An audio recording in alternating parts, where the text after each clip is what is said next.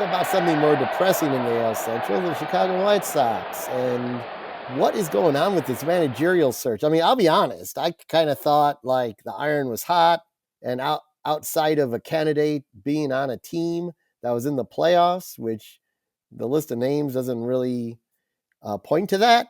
That they'd already have someone Maybe. hired, but they don't. But my Francona dream is over. The Reds fired Yeah. and hired him right away. So Terry Francona is going to be the Reds this year. I was But surprised by that. I was thinking he might not come back at all due to his health issues and stuff, but dude can't quit baseball. So moves to the other Ohio team, and I think it's a great move by the Reds. I think it would have been a good move by you guys, but apparently that wasn't in the cards.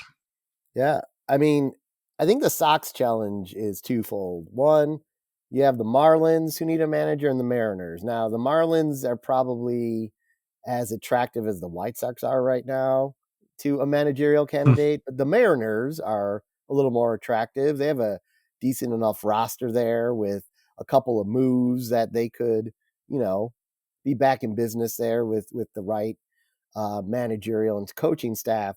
So I think the I thought they biggest were going to be in the question, playoffs. I don't remember if you did as well. yeah, I think I don't know, I don't remember. We'll get to that, but Yeah.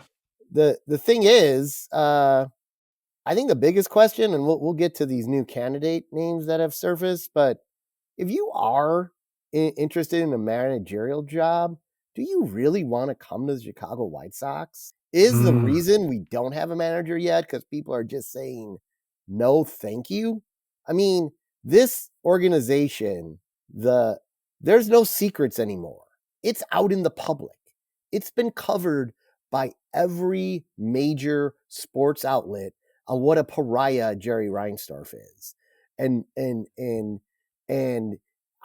I just don't see anyone who isn't looking for a shot and doesn't have something in the hopper in the next couple years that would even want to come here. So, I mean, I sadly think the reason Grady Sizemore name has been thrown around is because that's a legitimate candidate because he'll take it. He's already here. Yeah. But over the Boy. past week, coming out of New York, Paul Heyman, who I like to call Paul Hyman a lot, brought up three new John candidates. Heyman?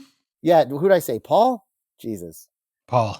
Yeah, sorry. John Heyman brought up Phil Hyman. brought up three new candidates. Cardinals bench coach Daniel DeCalso. Descalso? Yep. Will Venable, the That's what she said.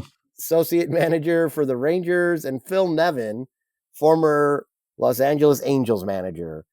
I'll start by saying Phil Nevin blows. Phil Nevin is probably likely to be our manager, him or Grady Sizemore, but that just seems dumb. Will Venable, I believe, according to this article, has kind of been told, like, Brochi's in his 70s. He's probably going to retire again soon. The job's yours.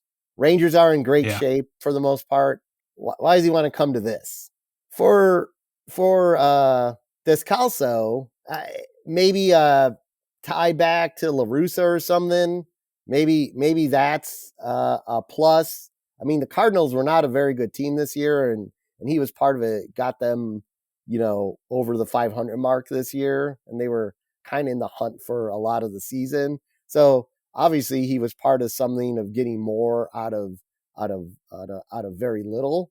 So that's a little bit intriguing. But I mean, I look at all this, and the fact that they haven't hired anyone yet just leads me to believe that the real story here is people don't want to be the next White Sox manager.